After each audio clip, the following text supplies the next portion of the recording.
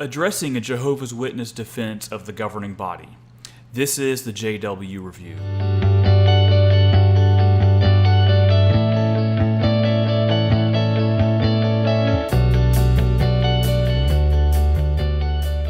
Recently, I posted a podcast which was basically a lecture or a talk I gave on the Jehovah's Witness view of the governing body and whether it's biblical. And of course, I concluded that it's not biblical. It doesn't line up with what the scriptures teach about ecclesiastical authority. Well, since then, Rotherham, who is a Jehovah's Witness apologist, has responded with some points and trying to interact with my presentation. Now, I've had many discussions with Rotherham, so you can just look at past blog posts, and he's responded to almost every one of them, so you can kind of see what we've discussed and what topics.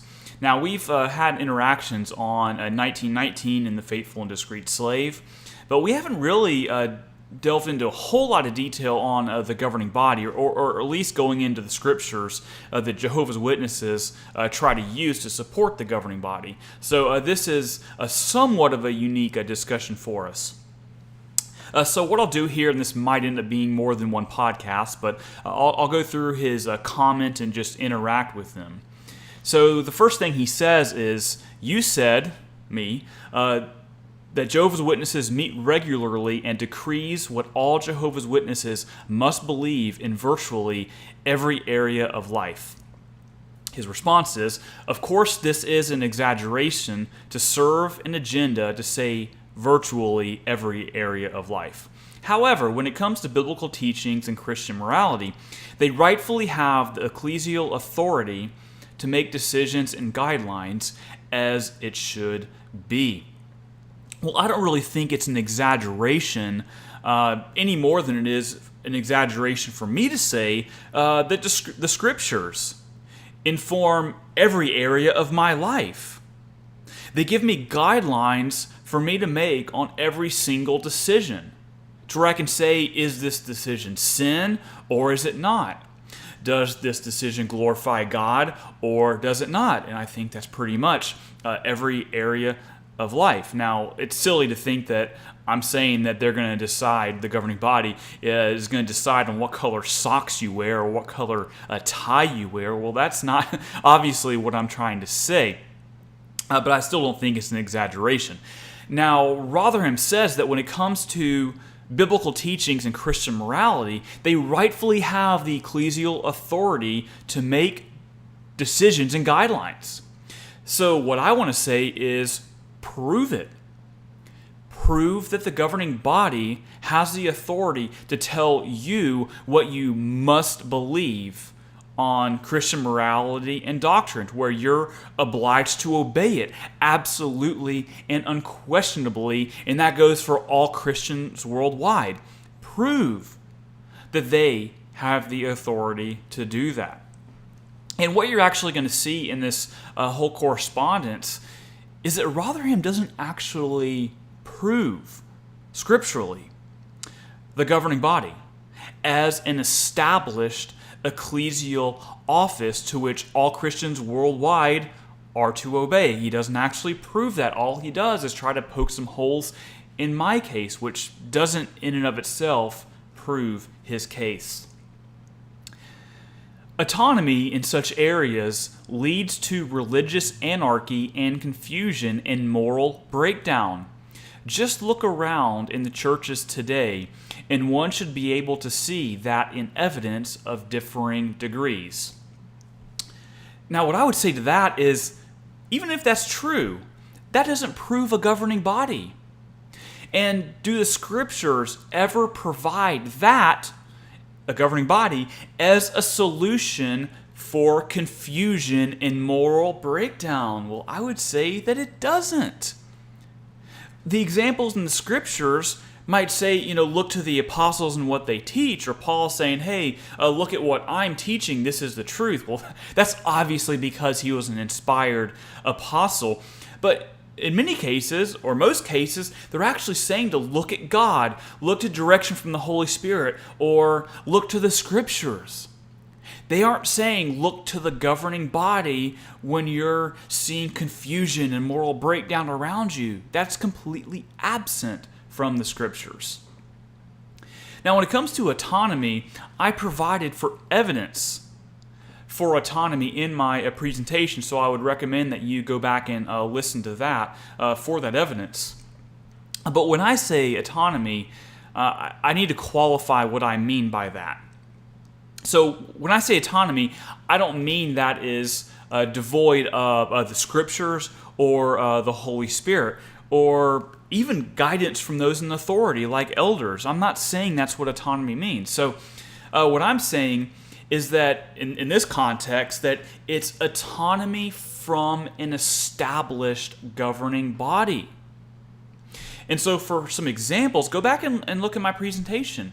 The examples that I provided from the Apostle Paul and the Apostle Peter, to showing how they had autonomy from any kind of governing body. Now, it's not autonomy from God or independence from God, because obviously the Holy Spirit and direct guidelines from God were informing on their decisions. So I'm qualifying what I mean by autonomy.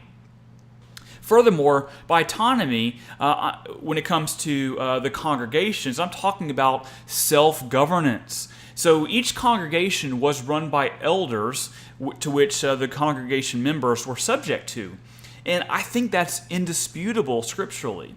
But what's also indisputable is that following the death of the apostles, these congregations were not subject to any authority beyond their elders. There's just no evidence of that. Now, you see in the Scriptures, if you read through Acts or you read through some of the epistles, of course the congregations were subject to the authority of the apostles. But where did the apostles provide any direction that upon their death, Christians would need to look to the authority of the governing body? It's completely absent. Rotherham continues, to claim the Bible makes only one mention of a meeting is of no consequence as to how many times they actually met. There is simply no way to know. Now that's a really amazing admission. So if that's the case, then how can you prove a governing body that meets regularly and informs on pretty much every doctrinal and spiritual matter that Jehovah's Witnesses are to believe? So I'm willing to grant that there might have been other times when there was more than one apostle and an elder meeting to settle disputes. And why wouldn't they do that? But even so, that does not prove a governing body. So again, I have to ask, where is the evidence for this governing body? Rotherham continues, the fact is, though, when they did meet with this meeting, they made decisions called decrees that became binding upon all congregations, not just a local one. In Acts 16:4 it tells us that Paul and the others in a town-to-town fashion delivered the decrees reached by the apostles and elders in Jerusalem for the people to obey. Well, of course these decrees were binding because these were apostles and their writings were inspired. They were the very words of God. So yeah, of course those decrees were obeyed. So while there indeed was a local dispute in Jerusalem, indeed, it had been disputed in other areas according to Acts 15:23. So it was necessary for the letters to go to those areas so that the Christians there would know that this wasn't a teaching of the apostles. So yeah, it wasn't solely a local dispute, but it also was a local dispute. And once the apostles decided on what the truth was, well, other congregations who were involved in the controversy, well, they needed to know what the apostles were teaching on the matter. But again, that does not teach an established governing body. Rotherham continues, there is no conclusive evidence that when the governing body convened, that it included the entire Jerusalem congregation. So when I bring all this stuff up about others being present in this Jerusalem council, it could have been the case that no one else was present but some elders and the apostles. Even then, that would not prove an established office of the governing body. However, I think there are some really good clues to show that what happened in that Jerusalem council does not parallel what happens in governing body meetings. So, even if it was true in what Rotherham said, who was and who was not a governing body member at the council? And how can we know? How can we know who was and wasn't a governing body member? Especially since nowhere in the scriptures does it tell us anything about who the governing body members were, what a governing body member is. All we have is this one example in the book of Acts where a meeting took place. So another question I have is, when did this governing body become a governing body? And was Paul a member? I mean, you might find some things in Watchtower magazines where it seems to suggest Paul might have been a member, but was Paul at that time a member or was he not? Now, if Paul was not a member at that time, well, that's really interesting because you have others coming into these governing body member meetings to decide on these matters. But you don't have that happening, as far as I know, in governing body member meetings today. Now, as we're going to see below, or next, there is strong evidence that the Jerusalem church was indeed there and present, and at least had a part in some of the decisions that were made. So next, Rotherham says, the Pharisees who spoke up in favor of circumcision were evidently allowed to join the apostles and older men in order to settle the dispute. Since those Pharisees would represent the views of those promoting circumcision, it is logical that they would be joining the meeting with those who are being called upon to decide. Nothing indicates that the entire congregation was present. As verse 6 clearly states, it was just the apostles and older men of Jerusalem who are going to decide.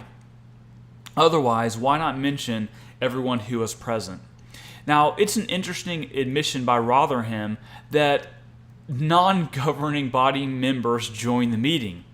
Now, if we're looking at Acts chapter 15 as the norm, since it's kind of the only example that we have, then would Rotherham also admit that non-governing body members also join the meetings today?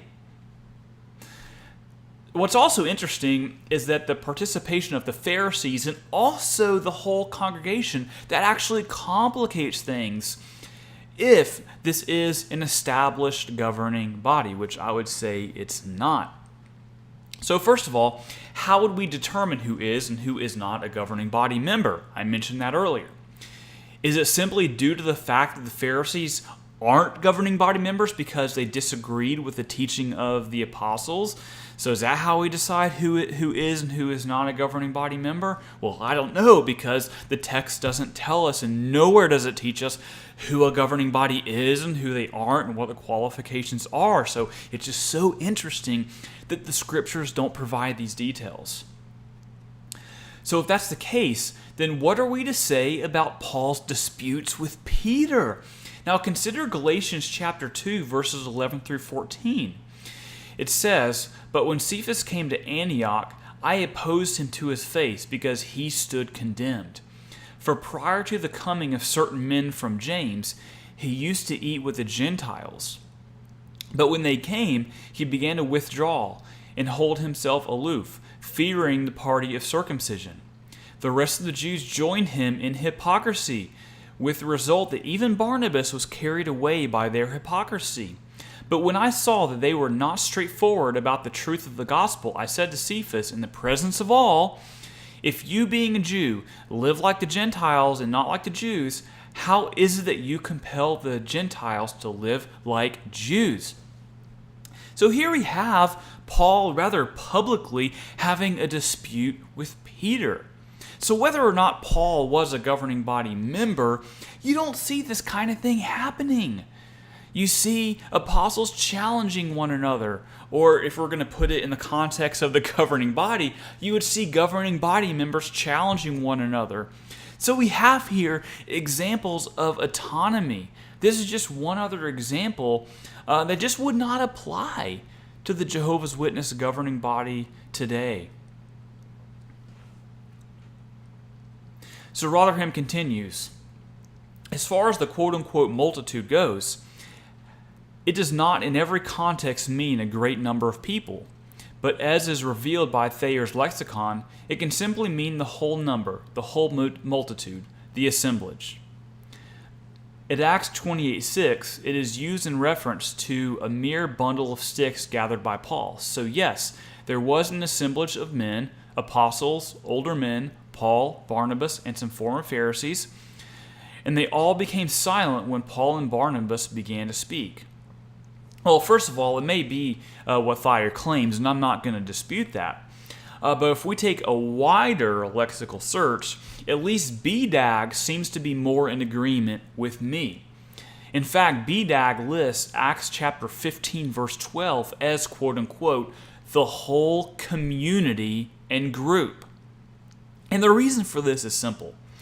The context indicates in verse 22 that the whole church was present. So there's really no good reason to limit the meeting to only the apostles, the elders, and the Pharisees. So Rotherham continues, even though the congregation was apparently in on the decision as to who to send to Antioch, there's no reason to believe that they were also at the meeting where the decision was made.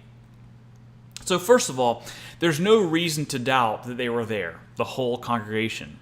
But even if they weren't there at the initial discussion on circumcision, they certainly were there in deciding on who to send, which it seems like Rotherham is admitting. So with that said, does the governing body today follow this as an example in terms of having more than just governing body members there in the meetings and also in making decisions?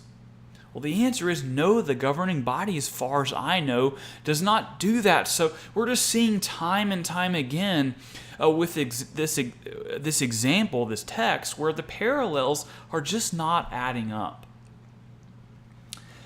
We should note that in chapter 16, verses 4 through 5, it was the decrees decided upon by who? By the apostles and older men of Jerusalem. The final authority is spelled out to be the apostles and older men. And if this account was nothing more than a local issue involving a mere single autonomous congregation, why then were the decrees sent out to all the congregations for them to observe? That shows central authority. So I'm not saying that this was merely a local issue, and I was careful to qualify what I meant by that. What I said was Jerusalem was the location or a major location of the controversy. So Rotherham, again, is assuming an established office of a governing body when it's simply not there. Just because the apostles and some local elders decided on a matter which resulted in an inspired letter, that does not prove a governing body. But what it does prove is that the apostles were commissioned by Jesus Christ to declare inspired doctrine to which Christians were obliged to obey. And it could have been the case that the matter was decided by a single apostle, and it would have been just as authoritative. So in conclusion to all this, and that was all that Rotherham had to say on this matter in the post on my blog to the podcast. So none of this proves a governing body.